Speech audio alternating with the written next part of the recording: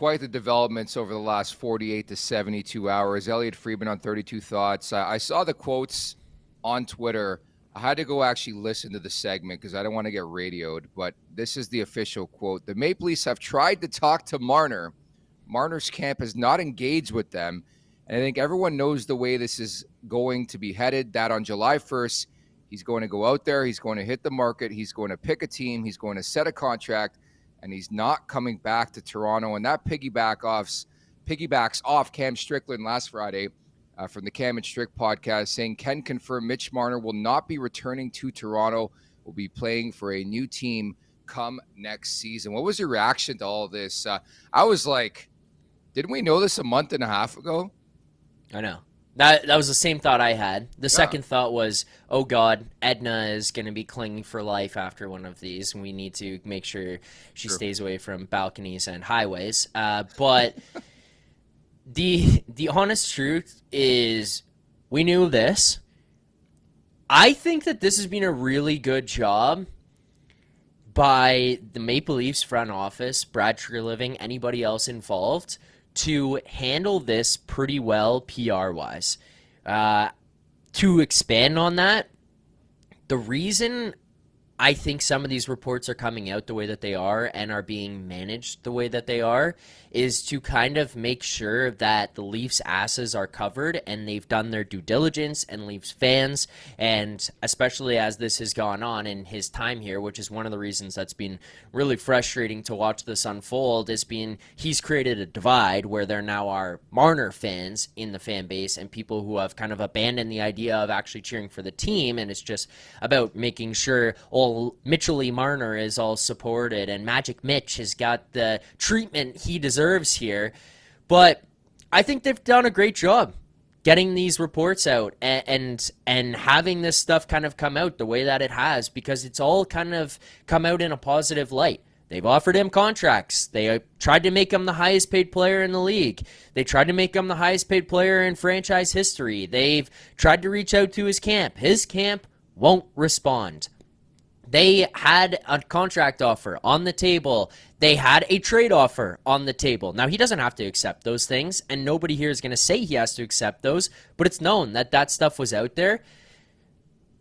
We knew that he was leaving.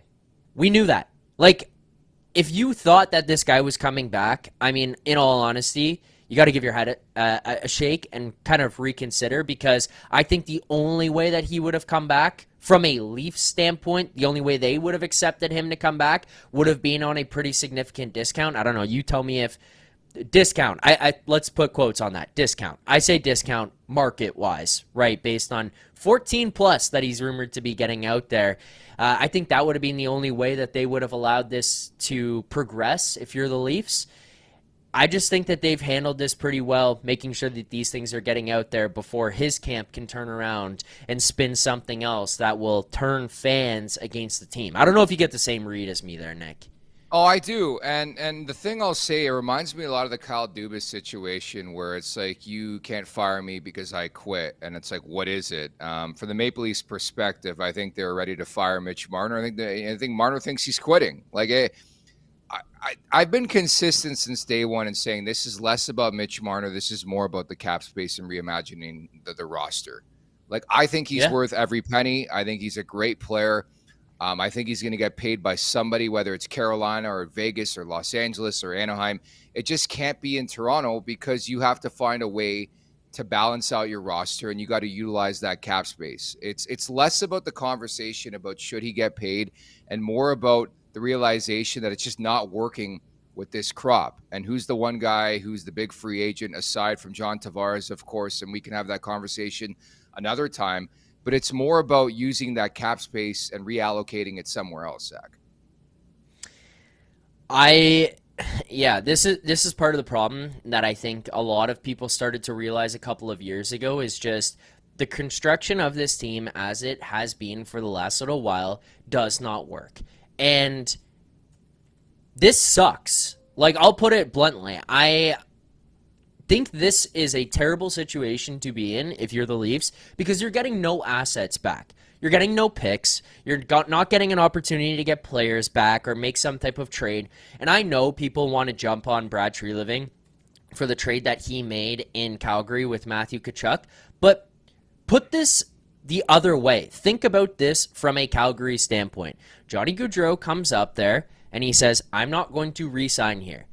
Okay? Bang. You lost him for nothing. Matthew Tkachuk comes up and says, I will not be re-signing here, so you can trade me and we can find a way out of this. And he goes out there and gets a guy who won or was in the Hart Trophy conversation. He had 117 points. He also gets Mackenzie Weegar. Like, he goes and gets assets for these things. He had no option here for Marner outside of getting him to waive his no move or accept to open those things up. So this sucks. Like, let's call it what it is.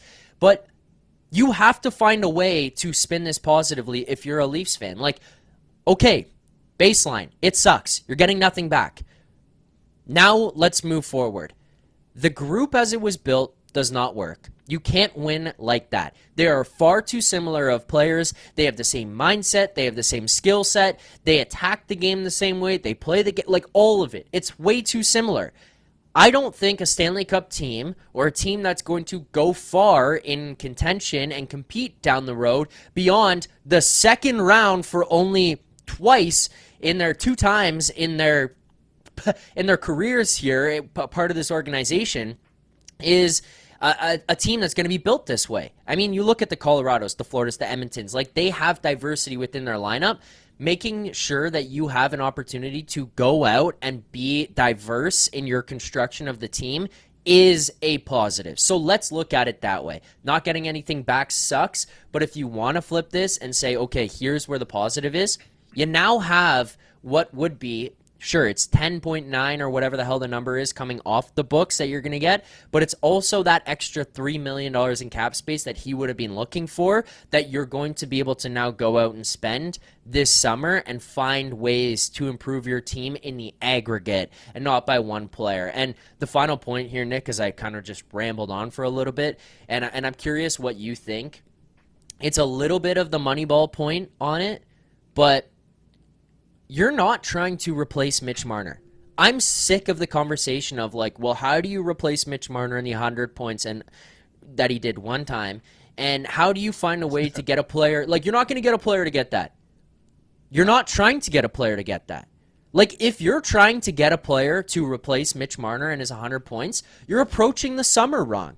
You're approaching roster construction wrong. You're approaching a Stanley Cup competing team the wrong way, and you're going to go down the same path because the reason you're here is because you have all of these guys built the same, and you have the Mitch Marner, and he's not the problem, but the construction of it is. So now you replace it in the aggregate. Now you find other players who bring you points but play differently and make you a better team, and not guys who get you points. Couple things here. I'm right there with you on Tree Living. The heat he randomly takes for not trading Marner or not getting ahead of this and making your star player walk to free agents, he's a joke. He's tried. I mean, it's been on the record. If the guy doesn't want to go, he doesn't want to go. There was a small pocket when Brad Tree Living was hired. Do you think he's going to come in here, have 5 weeks or 4 weeks, whatever it is, and make a trade just like that? I mean, anybody who's been in life, you take an evaluation period. It just didn't make sense. And there was a small pocket, a small window where there was even a possibility of trading Mitch Marner. The second, I couldn't agree more. I think on that front, you've got to reimagine the way you look at this roster. You got to disperse, reallocate the money, whether it's $5 million on the blue line or $7 million on the blue line. If it's 5, 6, 7 million in the bottom 6, like I'm right there with you where there seems to be this narrative out there, and who knows where this narrative's coming from, that you got to find a way to replace Mitch Marner. I don't feel that way, because if you bring in a Brad Marchand, he's not replacing Mitch Marner. He's adding to what you already have, and you got to find a way to deploy him correctly. I mean, Sam Bennett, same conversation.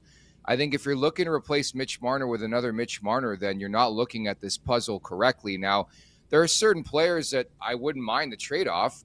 Mikko Rantanen, perfect example. They tried to shoot their shot. They didn't get him. But a guy like that, he's a top 10 player in the league. There's no comp to me. I don't know how you pay Mitch Marner more than Mikko Rantanen to begin with. But like guys like that would make a lot of sense if you're looking to replace the player, right? 100%. I mean, that's the kind of stuff that I would be okay with. But it's also, again, to the point, I think he's a different type of player. Like, I think that what Mikko Rantanen brings to the table is very different than what Mitch Marner does. Obviously, the points are still there, but it's just a little bit of a different, like, physicality, the size, kind of, I know a little bit more of like a technical side, but even just like the way he fits into your game is a little bit different. We talked about how it didn't fit in Carolina because of the style of hockey that they played and where, you know, what they were asking of him. I think that that's the kind of thing that would work if he was in Toronto. Maybe I'm just delusional, but I do think that that's the kind of stuff that would work. But again, for me, it's just, I think it's a different approach. It's a different style. So that's a trade-off that I'd be willing to take. But yeah, man, I don't know. That's the one thing that, like, drives me nuts with some of these Leafs fans online, and I get the frustration or the immediate panic, but you're not trying to replace Mitch Marner. If you are, you're making a mistake. You're trying to build your team differently with that money that's going to be coming up here. You got to make sure that you spend it in the right places, because paying $9.5–10 million on 37-year-old Brad Marchand might be a massive mistake for you for the next 3 to 4 years if that's where he ends up getting to in some type of bidding war. But yeah, I mean, look, you have an opportunity for a bit of a clean slate here, so you got to find a way to get creative, I think. Make sure to check out more of our content right here on the Leafs Nation YouTube page. We got long-form interviews, we got clips, we got epic rants by Jay Roseau. We simply have it all. And don't forget, you can find out much more at theleafsnation.com. Thanks so much for watching.